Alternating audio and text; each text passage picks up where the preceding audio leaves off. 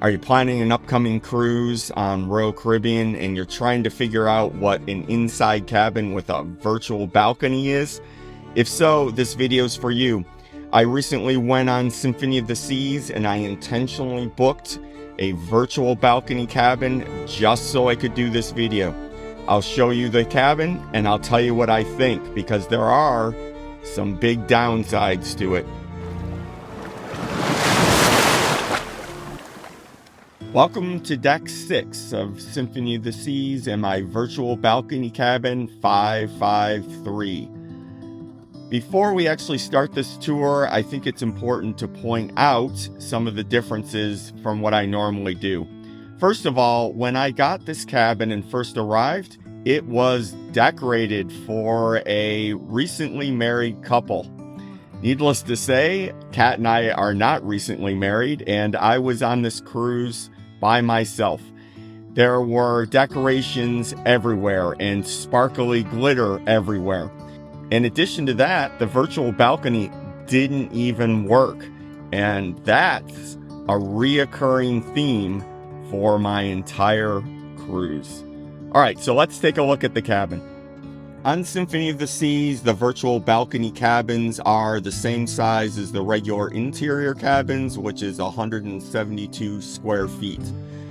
Let's go through what's in this cabin first, and then I'll tell you about all the problems I had with it. Inside the cabin, there's tons of storage, just like on all the Oasis class ships. This is the first cabinet. It has a section to hang clothing. It has the safe in it.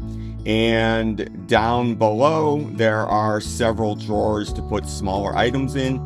The bed has stands on both sides and a television facing directly toward it.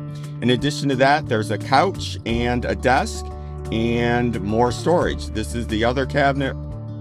This is solely for hanging clothing, and it also has a big area at the bottom to put luggage if you want to do that. And this is the virtual balcony, which I'll talk more about again at the end. It's basically a flat screen television. There's more storage here with tons of drawers. There is a refrigerator in here as well, which I always get the chocolate covered strawberries and champagne every single cruise I go on, or Kat and I go on, because you save a lot of money in the alcohol if you don't have the drink package.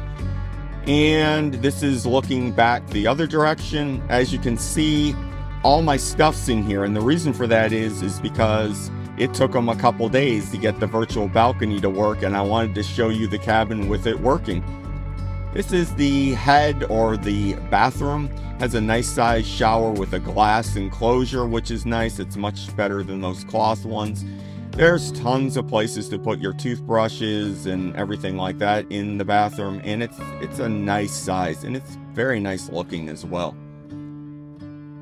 As I mentioned, when I first got to my cabin, it was decorated with tons of sparkling stuff. Now, obviously, that's not a common occurrence. They made a mistake and thought I was a newlywed couple. I went downstairs to guest services and I said, hey, my virtual balcony isn't working, and I didn't just recently get married. And so I went back up a few hours later, like they told me. All the decorations were gone, so that was taken care of. However, the virtual balcony still wasn't. And the next day, still nothing. So I went back to guest services.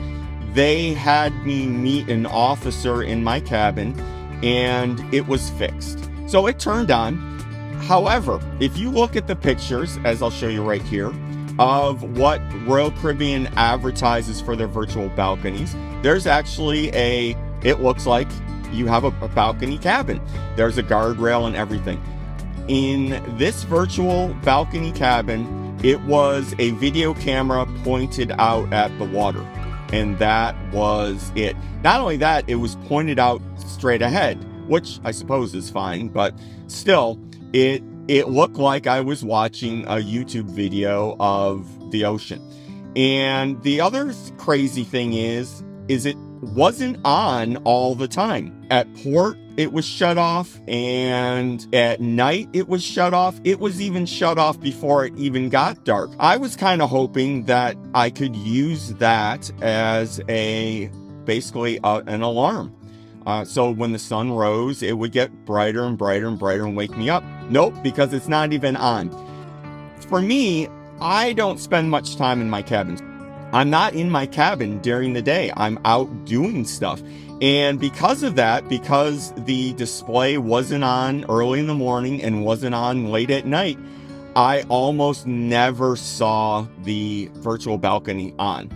And not only that, this cabin cost, on this ship, it was about $150 more per person. And because it was just me, that meant this virtual balcony cost me an extra $300 for this cruise over a regular inside cabin. Now, I did check some of the other ships, and it's as low as $100 per person, but still, you got to take that into account when you are deciding whether or not to get one of these cabins. On the positive side, it made the cabin seem a lot bigger when it was actually on. Well, that's it. I hope you enjoyed this tour. My name's Sean, and you're watching Third Orbit Travelers. If you got any benefit at all out of this video, please give us a thumbs up. If you like videos on travel and cruising, consider subscribing. See you next time.